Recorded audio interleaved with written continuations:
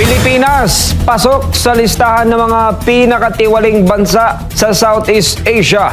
Ayon sa pinakahuling ulat, ikatlo na ang bansa sa mga may pinakamababang marka pagdating sa transparency at good governance sa rehiyon.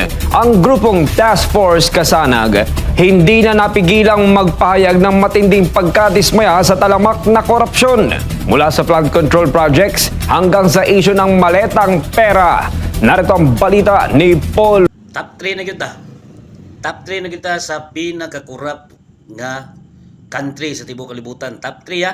Kita ang nasa ikatulong nga pinakatalamak nga pinakakurap. Grabe, hinsawa lang ni.